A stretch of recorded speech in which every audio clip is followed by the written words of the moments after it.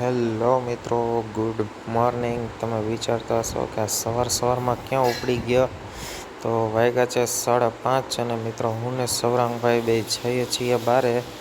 મારે એકલાને બારે જવાનું છે. સૌરાંગભાઈ મને મૂકવા આવે છે બસ સ્ટેન્ડે. તો આજના છેલ્લે લગી મારો વ્લોગ તમે વોચ કરજો મિત્રો, તો તમને બધાને હું જણાવીશ કે હું આજે ક્યાં જવાનો છું. તો તમે જોઈ શકો છો કે આખા બ્રિજ ઉપર સાવ શાંતિ છે સવારમાં. ભાઈ પ્લેનમાં નથી જવું, આપણે હજી આગળ જવાનું છે. સૌરંગભાઈ કે પ્લેનમાં જવું? મેં કીધું ના, આપણે અંડરબ્રિજ છે, મસ્ત અંડરબ્રિજથી આપણે ચડીએ એટલે આ ચોક આવે છે જોરદારનો. કેવું અત્યારે શાંતિ છે, સાવ એટલે સાવ શાંતિ. અને મિત્રો આપણે ફાઇનલી આવી ગયા છીએ બસ સ્ટોપે. અને બસ સ્ટેન્ડની સામે સૌરાંગભાઈને પીવી હતી ચા, તો અમે બે પીવા ગયા ચા. અને જો મિત્રો સૌરાંગભાઈ પીવે છે ચા મસ્તીની. ચા વિના મને ચેન પડે નહીં એમને સૌરાંગભાઈ. મસ્ત જો અમે બસ સ્ટેન્ડની અંદર ચા બા પીને આવી ગયા. મોટા મોટા પંખા છે, જોરદાર ફેસિલિટી છે. અને આપણા સૌરાંગભાઈ જો મસ્ત ચાલીને આવે છે આપણી પાછળ, કે તને ઉતારીને જ હું જઈશ. જો મને કેટલી ઉતાવળ કે તું જા, જલ્દી તું જા. મિત્રો ફાઇનલી આપણે બેસી ગયા બસમાં. અને આપણે ઓલવેઝ છેલ્લી સીટમાં જ બેસવાની મજા આવે છે મને. સમજ રહ્યો? છેલ્લી સીટથી બધું દેખાય, બધું મસ્તીનું. આપણે બેસી ગયા મસ્ત. અને આ ટર્ન ક્યાં આવે છે તે મને જરૂર જણાવજો કોમેન્ટમાં. અને આ રોડ કયો છે તે મને જરૂર કહેજો. કોઈ છે આ ગામના તો મને જણાવો કોમેન્ટમાં. મસ્ત વ્યૂ લેતો લેતો બેઠો તો વાળ હરખા કરવા ગયો. મેં કીધું હાલ વાળ હરખા કરું, પછી યાદ વાળ જ નથી. અને જો મિત્રો વીરનગરના કોઈ હોય તો મને કહેજો કોમેન્ટમાં. આ છે આવ્યું આટકોટના કોઈ હોય તો આવ્યું આપણું જસદણના કોઈ છે. મજાનો હિંગોળગઢનો વ્યૂ લેતા લેતા આગળ વધી રહ્યો છું હું. અને જો તમે હિંગોળગઢનો વ્યૂ જોઈ શકો છો, જોરદારનો છે. બાકી હેલો મિત્રો, તો અમે આવી ગયા છીએ હવે રાણપુરમાં. અને રાણપુરથી મને દીદી લેવા આવી છે, તો હું તમને દીદીને મળાવું. જો આ છે મારી સિસ્ટર, એ મને લેવા આવી છે રાણપુરથી. હવે એના રૂમે હું જાઉં છું.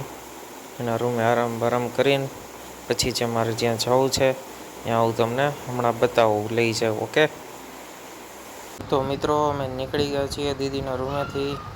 અને જ્યાં મારે પહોંચવાનું હતું ત્યાં હું ને દીદી અમે બંને સાથે જઈએ છીએ. અમારે હેવી ડ્રાઈવર છે, એમને હાંકવું બહુ ગમે છે એક્ટિવા.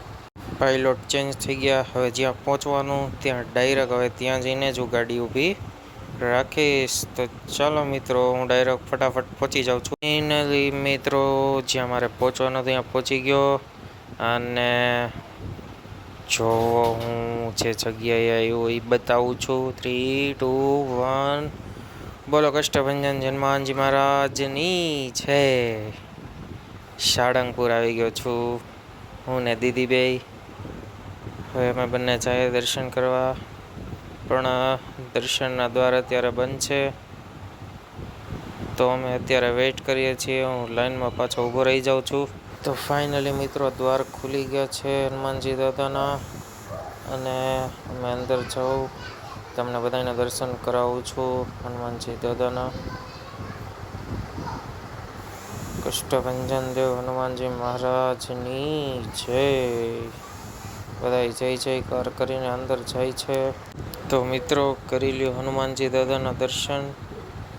હનુમાનજી દાદા બધાની મનોકામના પૂરી કરે. અને મારો આજનો આ વ્લોગ હતો કે હું બધાને તમને સાળંગપુરવાળા કષ્ટભંજન દેવ હનુમાનજી મહારાજના દર્શન કરાવું. અને ફાઇનલી કરી લ્યો મિત્રો.